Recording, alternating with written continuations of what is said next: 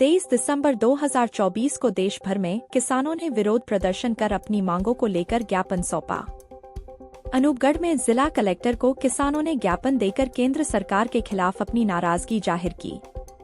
ज्ञापन में किसान नेता जगजीत सिंह डल्लेवाल की जान बचाने और दिल्ली कूच कर रहे किसानों पर दमन रोकने की मांग की गई।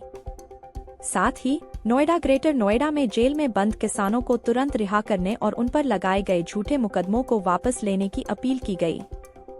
किसानों ने राष्ट्रीय कृषि बाजार नीति, डिजिटल कृषि मिशन और राष्ट्रीय सहयोग नीति को तुरंत रद्द करने और सभी संघर्षरत किसान संगठनों के साथ वार्ता शुरू करने की मांग की। उन्होंने यह भी कहा कि केंद्र सरकार ने 9 दिसंबर 2021 को संयुक्त किसान मोर्चा के साथ किए गए समझौतों का उल्लंघन किया है। ज्ञापन में यह भी बताया गया कि किसानों के शांतिपूर्ण प्रदर्शन को आंसू गैस, रबर की गोलियां और पानी की बौछारों से दबाया जा रहा है। गौतम बुद्ध नगर में 112 किसानों पर झूठे केस दर्ज किए गए हैं, जिन्हें 21 दिनों से जेल में रखा गया है।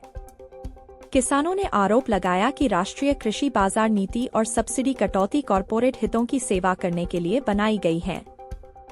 किसानों ने उम्मीद जताई कि उनकी मांगों पर केंद्र सरकार तत्काल कार्रवाई करेगी।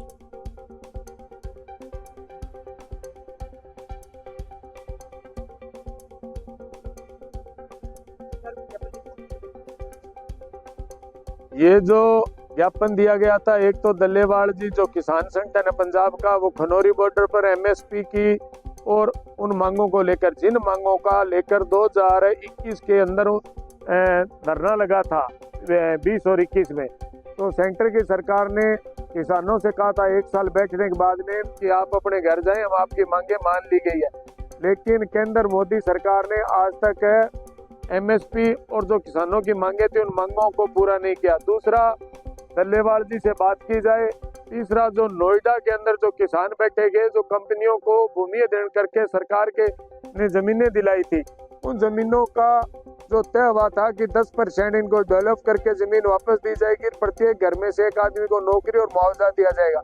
जबकि सरकार ने और कंपनियों ना तो वो मुआवजा दिया, बल्कि उन किसानों को पीट कर वहां से खड़ा कर दिया और जो अगवा किसान नेता थे उनको दिल्ली की जेलों में डालने का काम किया। तो हम लोग चाहते हैं कि नोएडा के किसानों के जो मुकदमे वापस लिए जाए और रिहा किया जाए और उनका जो क्लेम बनता है और सरकार ने और कंपनियों जो बातचीत करी थी उनको लागू किया जाए और डल्लेवाल जी से बातचीत करके एमएसपी को 9 दिसंबर 2021 का मोदी ने जो घोषणा की थी प्रधानमंत्री जी ने, वो लागू करें।